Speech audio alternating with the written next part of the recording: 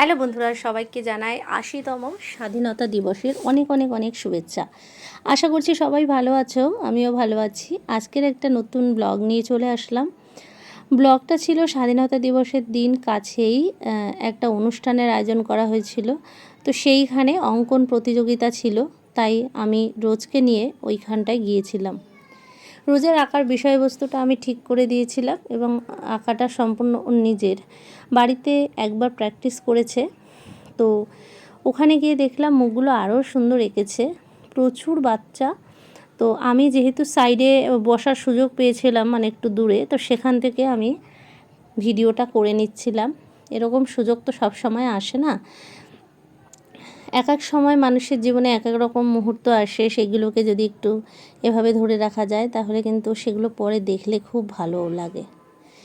তো আমি এটা করছিলাম। তো মাঝে মাঝে একটু একটু করে শর্ট নিয়েছি। দেখো প্রচুর বাচ্চা, দুটো গ্রুপে ভাগ করা হয়েছিল বাচ্চাদেরকে। এখানে ছিল গ্রুপ এ বি। তো প্রথম গ্রুপে ছিল 5 থেকে 10 বছরের বাচ্চারা, আর দ্বিতীয় গ্রুপে ছিল 10 থেকে 15 বছরের বাচ্চারা। এখানে ও একটা ভারত মাতা এঁকেছে, আর সেই সাথে ফ্ল্যাগ রয়েছে, কিছু ঐতিহাসিক নিদর্শন রয়েছে, সাথে রয়েছে স্বাধীনতা সংগ্রামে যারা তাদের কিছু ছবি। ও অনেকগুলো ছবি দিতে চাইছিল, কিন্তু ওখানে যে পেজটা দিয়েছিল সেটা একটু এই ছোট সাইজের, সবগুলো হবে না, তার জন্য ওই কটাই এঁকেছে। ভগৎ সিং, ক্ষুদিরাম বোস, মহাত্মা গান্ধী, নেতাজি, আর মাঝখানে ভারত মাতা, এই নিয়েই ওর আঁকাটাও এঁকেছে। তবে দুঃখের বিষয় হলো, আমি পরে প্রাইজ অ্যানাউন্সমেন্টের সময় গিয়ে শুনলাম ওর কোনো কিছু হয়নি। তবে আমার যতদূর মনে হয় যারা এঁকেছে তার মধ্যে ওর কিছু একটা হওয়া উচিত ছিল। আমি ওখানটায় গিয়েছিলাম তো খোঁজ নিতে, তো সেখানে একজনকে পেলাম, তাকে বললাম, নাম বলার কথা বললো, নাম বললে তারপর বললো যে না, ও কিছু হয়নি। তো বড় মেয়ে বলছিল, মা তুমি একটুখানি যাও, গিয়ে দেখো কারা ফার্স্ট সেকেন্ড থার্ড হয়েছে। আমি বলছি আমি দেখে কি করব, এমনিও অনেকটা দূর আছে। তারপরে আমি ভাবছি চলো ওর আঁকাটা সুন্দর হোক, সেটাই হচ্ছে মেন। ও কি প্রাইজ পেলো না পেলো এটা কোনো ব্যাপার না, আর মেন হচ্ছে ভবিষ্যতে আঁকাটা ও কত সুন্দর করে করবে, সেটা নিয়েও কত দূর এগোবে, এই জিনিসটাই মেন। এই ছোটো ছোটো প্রাইজ না পাওয়া থেকে সেরকম কিছু যায় আসে না, কিন্তু এই যে পার্টিসিপেট করা, এই যে যে টাইমিং তার মধ্যে এরকম সুন্দর করে আঁকাটাকে রিপ্রেজেন্ট করা, এই জিনিসগুলো শেখার দরকার রয়েছে। কারণ জীবনে মানে মৌকা অনেক আসবে, তবে একটুতেই তো ভেঙে পড়লে চলবে না, হার জিত সব রকমই আছে। আর জানি না, আরও সুন্দর হয়তো কেউ করেছিল যার জন্য পায়নিও। তো তোমাদের কেমন লাগছে অবশ্যই কমেন্ট করে জানিও। আঁকাটা থিমটা কেমন হয়েছে, ভাবনাটা কেমন হয়েছে তোমরা সেটাও জানিও। আর দেখতে থাকো তোমরা আঁকাটা লাস্ট পর্যন্ত, সত্যি আশা করছি তোমাদেরও ভালো লাগবে। তোমরা স্বাধীনতা দিবসে কে কী করলে কমেন্ট করে জানিও। আর আমার কোনো আর কোথাও যাওয়ার ছিল না, ওদের স্কুলে যাওয়ার আর কি ছিল, কম্পালসারি ছিল না, যার জন্য আমাদের স্কুলটা অনেক দূর হওয়াতে ওদেরকে আর পাঠাইনি। কারণ এত দূর স্কুলে যায় প্রতিদিন, একদিন যেতে না পারলেই মানে ওরা খুশি। অনেকটা দূর হেঁটে গিয়ে তারপর বাস ধরতে হয়, তো অনেকটা সকালে উঠতে হয়, তো সেই জন্য আর জোর করলাম না। তো ওদের যদি কোনো প্রোগ্রাম থাকতো তাহলে হয়তো অবশ্যই যেত। যাদের স্কুলের কাছাকাছি বাড়ি তারা স্কুলের অনুষ্ঠানটা মোটামুটি অ্যাটেন্ড করতে পারে।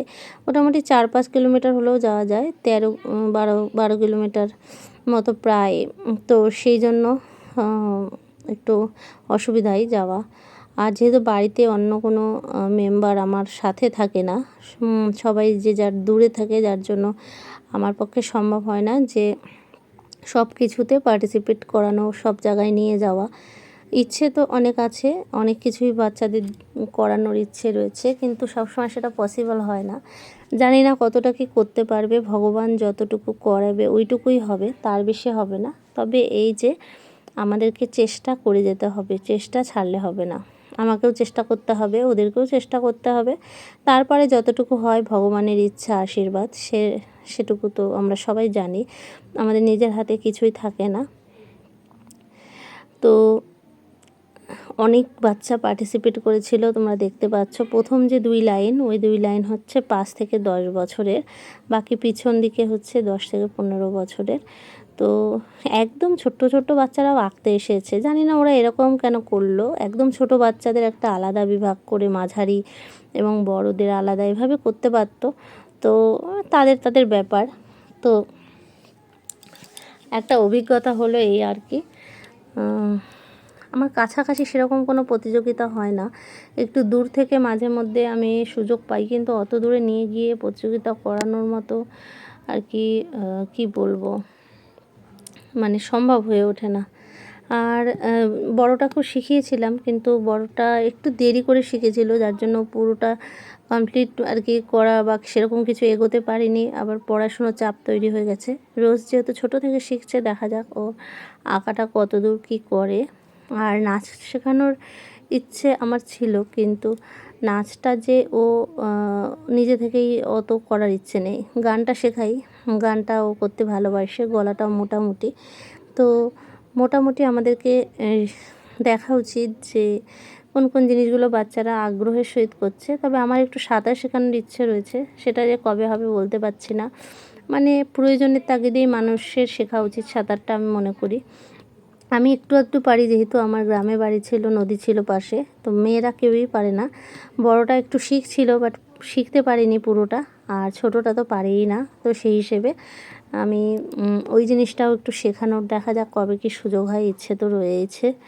তো ভগবানের আশীর্বাদে আশা করছি সব ভালোই হবে। তোমরাও সবাই খুব ভালো থেকো। আর যারা এখনও পর্যন্ত ভিডিওটি দেখছো, আশা করছি তাদের ভালো লাগছে। তো তারা একটা করে লাইক করে দিও, একটা করে কমেন্ট করে জানিও তোমাদের ভিডিওটা কেমন লাগলো। আমি আমার প্রতিদিনের বিভিন্ন রকম ঘটনা আমার ব্লগের মাধ্যমে তুলে ধরি। শুধু যে ডেলি লাইফ, ডেলি ঘরের কাজ এটাই শেয়ার করি তা নয়। ডেলি আমি যেটা যেটা করে থাকি, মানে ডেলি তো এখন শেয়ার করে উঠতে পারি না, মানে ডেলি লাইফে যদি কোনো কিছু ঘটনা আমার আমি তুলতে পারি ধরে, তো সেটা আর কি তুলে তোমাদেরকে দেখানোর চেষ্টা করি। তো যারা অনেক দিন ধরে পাশে আছে তাদেরকে ভালোবাসি।